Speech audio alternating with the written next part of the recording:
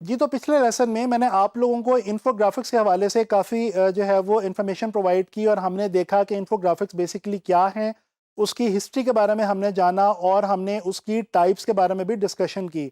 इस लेसन में भी मैं आप लोगों को इन्फोग्राफिक्स के हवाले से ही कुछ मज़ीद फ्रूटफुल इन्फॉर्मेशन जो है वो दूँगा और आप लोगों के साथ कुछ बातें जो है इंपॉर्टेंट वो शेयर करूँगा। तो चलें चलते हैं और इन्फोग्राफिक्स के हवाले से जो है वो कुछ मज़ीद चीज़ें डिस्कस करते हैं। अच्छा जी, इन्फोग्राफिक्स के हवाले से एक बात जो कि बहुत इंपॉर्टेंट है और उस पे मैं बहुत ज़ोर देना चाहता हूँ, वो ये है कि अगर आप बेहतर तरीके से इन्फोग्राफिक्स को डिज़ाइन करना चाहते हैं, तो याद रखें, इन्फोग्राफिक्स के लिए रिसर्च बहुत ज़रूरी है। अगर आप कोई भी किसी भी टॉपिक के ऊपर इन्फोग्राफिक जो है वो बनाने जा रहे हैं या किसी भी क्लाइंट के लिए इन्फोग्राफिक बनाने जा रहे हैं, तो याद रखें, सबसे पहले ये चीज़ इंपॉर्टेंट है कि आप उस टॉपिक पे या उस क्लाइंट की प्रोडक्ट या सर्विस पे अच्छे तरीके से रिसर्च कर लें। ताकि आपको ये पता चल जाए कि आप ये जो इन्फोग्राफिक बना रहे हैं, ये किस लिए बना रहे हैं, इसमें आप कौन-सी मेजर इन्फॉर्मेशन जो है वो अपने देखने वालों से शेयर करने जा रहे हैं। इसके अलावा आपको अपने टारगेट ऑडियंस के बारे में भी बिल्कुल क्लियर होना चाहिए कि आप ये जो इन्फोग्राफिक बना रहे हैं, इसमें आप किन लोगों को टारगेट कर रहे हैं, किन लोगों के लिए आप ये मैसेज जो है वो बेसिकली डिलीवर करना चाहते हैं अपने इन्फोग्राफिक के थ्रू। इसी तरह से जब आप रिसर्च करते हैं तो आपको पता चल जाता है कि जिस तरह हमने लास्ट लेसन में ये देखा कि 3 इम्पॉर्टेंट टाइप्स हैं इन्फोग्राफिक की, तो आपको रिसर्च करने से ये पता चलेगा कि आप उनमें से किस किस्म का इन्फोग्राफिक जो है वो बनाना चाहते हैं और आपके क्लाइंट के प्रोडक्ट के हवाले से या आपके क्लाइंट के ब्रांड के हवाले से कौन सी टाइप जो है इन्फोग्राफिक की वो ज़्यादा सूटेबल और फेवरेबल रहेगी। आप जोग्राफिकल इन्फोग्राफिक बनाना चाहेंगे या आप स्टैटिस्टिक्स बेस्ड इन्फोग्राफिक बनाना चाहेंगे, ये आपको जो है वो टाइप्स जो हैं वो डिसाइड करने में आसानी मिलती है जब आप अच्छे तरीके से उसके ऊपर रिसर्च कर लेते हैं। अच्छा जी, इसी तरह से एक और बात मैं आपको रिसर्च के पॉइंट ऑफ व्यू से ही इन्फोग्राफिक को लेके बताना चाहता हूँ कि हमेशा कोशिश करें कि आप जो भी इंफॉर्मेशन हासिल कर रहे हैं, वो जिन सोर्सेज से इंफॉर्मेशन आप एक्सट्रैक्ट कर रहे हैं, वो सोर्सेज बहुत रिलायबल होने चाहिए। और इसके अलावा अपनी इन्फोग्राफिक में कोई भी इंफॉर्मेशन डालने से पहले, ऐड करने से पहले, इनकॉर्पोरेट करने से पहले कोशिश करें कि आप अच्छी तरीके से तसल्ली कर लें कि वो जो इन्फॉर्मेशन आप ऐड कर रहे हैं वो बिल्कुल एक्यूरेट है और सही है और उसमें आपको किसी किस्म का जो है वो उभाम नहीं होना चाहिए। अच्छा जी, अब मैं आपको कुछ टिप्स देना चाहता हूँ इन्फोग्राफिक को बेहतर तरीके से डिज़ाइन करने के लिए। सबसे पहली टिप जो मैं आपको देने जा रहा हूँ वो ये है कि ट्राई टू यूज़ ब्रांडिंग। आप जिस भी ब्रांड के लिए या जिस भी कंपनी के फेसबुक पेज के लिए या आप इंस्टा पेज के लिए या सोशल जो है वो कम्युनिकेशन वेबसाइट्स के लिए या उस क्लाइंट की वेबसाइट के लिए, आप जहां भी टारगेट कर रहे हैं अपने इन्फोग्राफिक को, कोशिश करें कि जो आपका क्लाइंट है या आपका ब्रांड है या प्रोडक्ट है, उसकी ब्रांडिंग लाजमी उस इन्फोग्राफिक में ऐड करें। इससे आपको ये फ़ायदा होगा कि वो जो आपका ब्रांड या प्रोडक्ट जिसके ऊपर आप काम कर रहे हैं बेसिकली, उसकी जो रीच है वो लोगों तक बढ़ जाएगी। अच्छा जी, इसके अलावा आप एक और बात ध्यान में रखिए, एक second tip, use colour carefully. हम समटाइम्स इन्फोग्राफिक बनाते हुए गलती ये करते हैं कि बहुत ज़्यादा सारे कलर्स ऐड कर देते हैं। ये गलत अप्रोच है।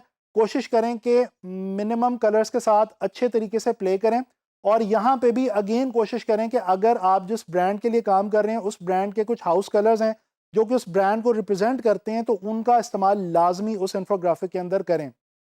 इसी तरह से अगर हम बात करें फ़ॉन्ट्स की या टाइपोग्राफी की, तो याद रखें इन्फोग्राफिक को लेके टाइपोग्राफी और फ़ॉन्ट्स बहुत इंपॉर्टेंट हैं, क्योंकि इन्फोग्राफिक में हम टाइप्स टेक्स्ट जो है वो हम काफ़ी ज़्यादा यूज़ कर रहे होते हैं।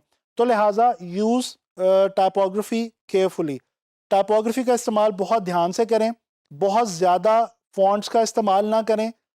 2-3 फ़ॉन्ट्स या जितने भी आपको सूटेबल लगता है, लेकिन कम फ़ॉन्ट्स के अंदर रहते हुए जो अपना मैसेज है वो डिलीवर करने की कोशिश करें। अच्छा जी, इसके अलावा अगेन वही बात कि जो सोर्सेज़ हैं, जहाँ से आपने इन्फॉर्मेशन हासिल की है उस इन्फोग्राफिक के लिए, उस सोर्स को अगर आप ऐड कर दें, यानी कि इनकॉर्पोरेट योर सोर्स, तो इसकी मदद से आप क्या कर सकते हैं कि आप अपने इन्फोग्राफिक को मज़ीद ऑथेंटिक बना सकते हैं। आपके डिज़ाइन की, आपके इन्फोग्राफिक की जो ऑथेंटिसिटी है वो बढ़ जाएगी, और लोग जब देखने वाले लोग उसको देखेंगे तो उनको पता चल जाएगा कि अच्छा यार, जो इन्फॉर्मेशन हमें प्रोवाइड की जा रही है ये इस ख़ास सोर्स से हासिल की गई है। तो लिहाजा कोशिश करें कि जो आपका इन्फॉर्मेशन सोर्स है उसको आप इनकॉर्पोरेट कर दें, ऐड कर दें अपने इन्फोग्राफिक के डिज़ाइन के अंदर। अच्छा जी, अब एंड में मैं आपको कुछ ये बातें बताना चाह रहा हूँ कि इन्फोग्राफिक जो है ये बेसिकली करता क्या है। जब हम कोई भी इन्फोग्राफिक बनाते हैं, डिज़ाइन करते हैं, तो वो जो देखने वाले लोग होते हैं उनके पॉइंट ऑफ व्यू से क्या फ़ायदा जो है वो उन्हें पहुंचा रहा होता है। तो यूज़फुलनेस क्या है इन्फोग्राफिक की?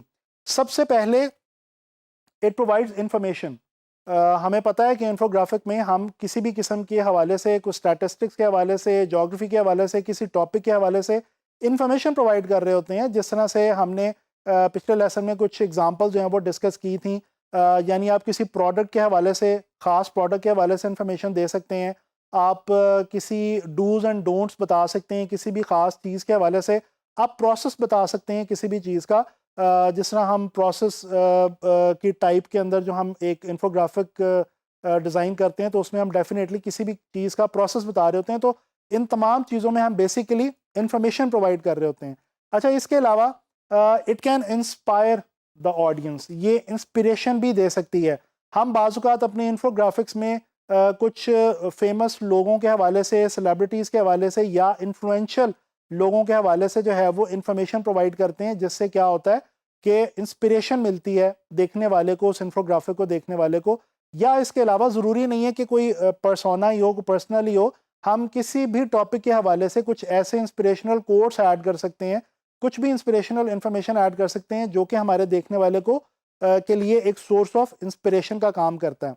अच्छा जी, इसके अलावा एक और काम जो है वो ये करता है कि इट कैन एजुकेट पीपल।